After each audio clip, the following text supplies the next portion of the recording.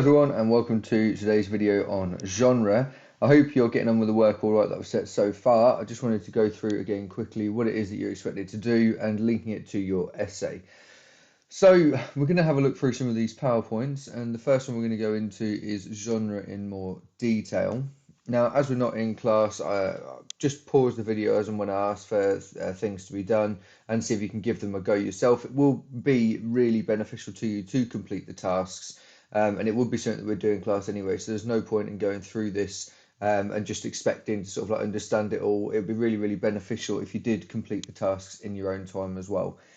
So when we're discussing genre, this one says looking at Disney films, what would you expect to see in a Disney film? Because it's these characteristics that help us build up the picture of the genre and make us understand why a film fits into that sort of category.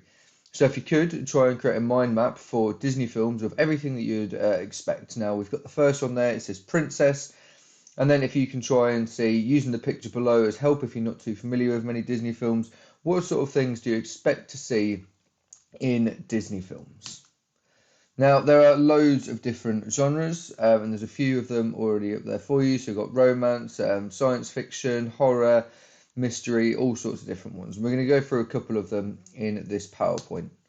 So today we just want to recognise the codes and conventions of the horror genre so that you can identify them for the genre of your film. So looking just to try and be able to identify these codes and conventions and how we know that something fits into a particular genre. So what do you think of when you think of horror? Before we go through the worksheet, and there is a worksheet I'd like you to go through, I want you to think about what we already know about horror films. So you need to create a mood board for horror films. It could include words and pictures. And when you think of horror films, what do you think of? So that's all I want you to think about. In terms of horror films, just a few different keywords, a few different pictures of what it is that you expect to find in a horror film that makes it, yeah, that's a horror film. It's not a thriller. It's certainly not a Disney film. It's a horror film. What sort of things are we expecting?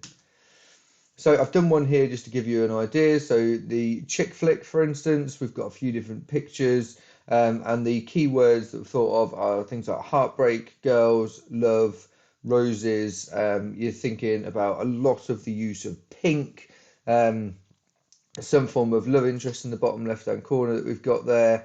The cars are often very stereotypically sort of girly. And so think about this and try and see if you can get yours to have a little bit more detail in and a few more pictures and really sort of like bring this idea of horror films to life. So what we're going to do next is trying to identify the codes and conventions. Now, this is something that you'll have to formulate into your report as well. So there's a film trailer on the next slide, and while you're watching that film trailer, try and fill in the characters, props, settings and locations, music and sound effects, and lighting. Okay, so try and think, these don't have to be specific to the trailer that you're about to watch, but they do need to be specific to the horror genre. So what sort of characters do they have? What sort of props is it they use? By props, I mean things like what things what are they sort of wearing or holding or using, that sort of thing. And then settings and locations can be quite self-explanatory. Music and sound effects are really important, especially for, well, all genres really, but horror, I'll try and see if you can pick out a few distinct ones. And then lighting, again, really key in trying to make sure that you get this feel that we expect from horror films. So I'd like you to try and watch this trailer for me and fill in that table and see how you get on. And then finally, horror films. What effects do the conventions of horror films have on an audience? How do these make us feel and why? And then finally, why do you think horror films are so popular? So when we're looking at these characters, props, settings, locations, music and sound effects and lighting, what sort of an effect can this have on an audience? Imagine if we removed the sound from a horror film. Do you think it would be as scary? Do you think it adds to the jump scares? What sort of things, or how do you think that it could affect the audience? What is it that it makes them feel? How do they use it to create meaning? What do they use in sort of romance films? Think about it that way as well, or in comedy films. How does these all change to make the audience feel a certain way and to create meaning? And then finally, why do you think horror films are so popular? again, that just gets you into the mindset of why do they engage with the audience. Obviously, horrors have a specific audience. Not everyone likes horror films, and so you're really looking at how they target that audience and engage with the audience. So your task is, in the template that you've got, you've already been given some conventions of the action and adventure films. Using the pictures you've already sourced, use bullet points to explain how you know the film is an action adventure film, and discuss what effect this has on the audience. So in terms of the codes and conventions, what sort of an effect does it have on the audience? How does it draw the audience's attention? So on and so forth. And that's what I'd like to have a look at. Those you can use that as your own reference, and please do go back and complete all the tasks in your own time. And it's the genre more detailed PowerPoint 5 is the one that I want you to have a look at. The intro to genre is a little bit light, so there's no need to go into that one too much. Next, we're going to have a quick look at subgenre. So subgenre is again a really quite a small PowerPoint, but it just gives you the idea. So subgenres and hybrid genres. So within most genres, we can find subgenres. For example, within the comedy genre, there are subgenres such as sitcom and rom-com, and in magazines, there are subgenre of rock music magazines. In gaming, there are subgenres of JRPGs. It says in pairs, but obviously just think about what are some of the subgenres that you can think of. So this one says within the comedy genre, you've got sitcom and rom-com. Sitcom is situational comedy, and then rom-com is romance, comedy. So have a think of what other subgenres there might be inside of the main genre. So if you had science fiction, what might be under that one? If we had horror, what might be under that one? If we had thriller, what comes under that one? What are the ones that are inside those genres? Just have a think about that, and think about how you can sort of like come up with different ones yourself. And then hybrid genre, which I think our movies are. So it says sometimes a media product will use elements of two or more genres to create a hybrid genre. For example, The Office, if you know about The Office, is a hybrid of a documentary and a sitcom. The Source is a rap music magazine that also covers politics and culture. And Half-Life is a first-person shooter, a platformer, and a puzzle game. So can you identify the features of these genres within one of the media products above? So go and have a look at The Office or The Source or Half-Life, and then try and figure out what the conventions of these media products are, as to why you think, or why the BTEC board has said that these are the hybrid genre that they are. So have a look at Half-Life, for instance, and try and figure out how do we know it's a first-person shooter, platformer, and a puzzle. Or have a look at The Source. What sort of conventions do they use to make you understand, just from looking at the front cover, maybe that it is a magazine that also covers politics and culture, as well as rap music, that sort of stuff. And for us, in our films, I think that we have covered this in lesson, but I would say that they are an action and adventure film with that hybrid genre linked in. And I've given you the conventions of those for this report as well. So that's subgenre and hybrid genre. And then finally, we're looking at repetition and difference. So this comes under genre subversion. So what we're looking at here is, let's just go through the PowerPoint as it comes. So introduction activity. What are the characteristics of the sitcom genre? List as many as you can. So we've already just spoken about that The Office is a situational comedy. Have a look and see what other ones fall within a sitcom. So if you just type into Google sitcom TV shows, and then have a look and see what you can figure out as being sort of like the characteristics of that genre. We had a look at this one as well in lesson with music magazines. What are the characteristics of those music magazines?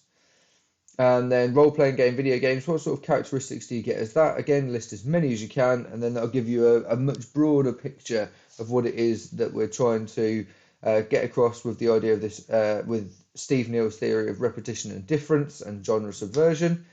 And that's this one here. So all we understand, or all we need to understand by this, is that over time, genres do change. And genres are instances of repetition and difference. More repetition, not mere repetition, would not attract the audience. Okay, so if the genre was the same over and over again, every film that came into the action genre were all sort of like following this same formula, it would not attract the audience. Products must conform to or repeat enough of the genre's conventions to be considered a part of that genre. So you'll expect that in an action film there will be explosions, there will be sort of like chases and that sort of stuff, but they won't be constant and they won't follow the same formula all the time. But products must also subvert these conventions, so difference to be considered a unique product. So trying to make sure that the film does carry some form of uniqueness is really important to make sure that you continue to attract the audience, and as we do this, these develop over time. So it says that this does lead to genres changing over time, and genres are therefore not static. So you just need to have a look at the films that we've watched and to try and figure out how is it that this genre has changed over time. We've got action and adventure. Okay, what other elements have came into the film over time that means that you can feel like this has really sort of changed. So if you think of action adventure, you might think of things like Predator, you might think of things like Rambo, you might think of all those sorts of things. How have they changed over time to come up with the action adventure film that we've got today that you're watching? Have a think about that. And then finally, I just wanted to have a look at this worksheet, which I'd really like you to go through. And it just says that how can you tell that a specific genre or a film is of a specific genre by the setting and location of where the actual film is set. So if you have a look, you can see you've got genre and then what conventions of the setting made you choose this genre. So let's say that I thought that was a comedy, and then you're trying to think, okay, so what is it inside that picture there that tells me, yeah, that's definitely a comedy? And then list some of the films, TV shows of the same genre that this setting reminds you of. This will be really, really key for you when doing your plan, because you're going to have all the pictures that you've sourced and you're going to have to pick out what is it that you definitely know, yeah, that's definitely for action adventure. Look at that. That is so typical action adventure.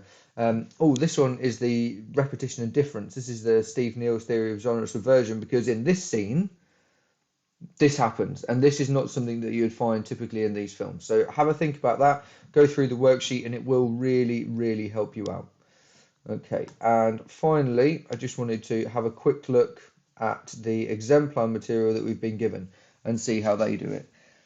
So Homecoming is a superhero genre movie. So this one just basically sets out what is the genre. It just identifies it and then just goes into how you can tell that it falls into the superhero genre. So you can see here that it just starts to talk about the conventions, and then using the pictures lists a few of the conventions that you'd typically find within a superhero genre and just explains how it happens. I do apologise, it looks like the formatting on this has gone ever so slightly, but they've got lots of different pictures about it all, and then it's also talking about costumes and iconic symbols. Then discusses how the conventions all come together to make us understand this and how they relate to the audiences and the different cultures. Also having a look at different camera angles and all the technical codes as well about how that works with genre, and we'll discuss some narrative next time.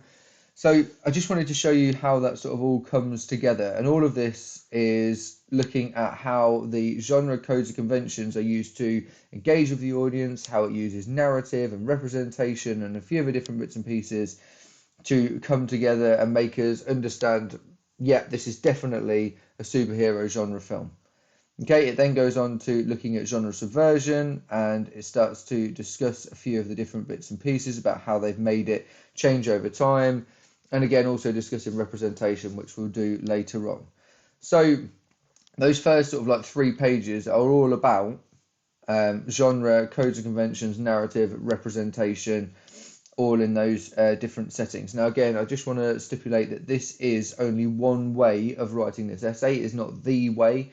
I do expect to see loads and loads of different ways of tackling this, the way of writing this. And I just want you to sort of like have a think about the genre and genre subversion of the essay for now. Please make sure that before you start writing anything, you wait, go through all of the different videos that I'm about to go through, plan it all, and then start to write it. Otherwise, you'll write all about genre, but you have no idea about how to use different camera techniques to understand why it's a specific genre, or you'll not understand how to use iconography, or it might be that you start to think about representation and you have no idea how to explain that, and all of these things need to be used in the same sort of paragraph to create this effect of it's not just here's a paragraph about genre, here's a paragraph about this, here's a paragraph about this. It's all in one thing, so you can understand that you're developing the relationship between them all and how they're all interwoven to create the media products that we've been watching at school. So thank you very much for listening to that one. I appreciate it was a little bit of a longer one. Finally, that's how to do it for your essay. But if you do want to have a quick look in the playlist that I've got there for Key Stage 4 Creative Media, what is genre, let's talk theory, 10 minutes, Dapper Mr. Tom explains all of these different bits and pieces and gives you some real world examples. It's definitely worth a watch before you go ahead. Please have a go at all of the bits that I've shown you, have a listen to the video from Dapper Mr. Tom, and then start to plan out what it is that you're going to write.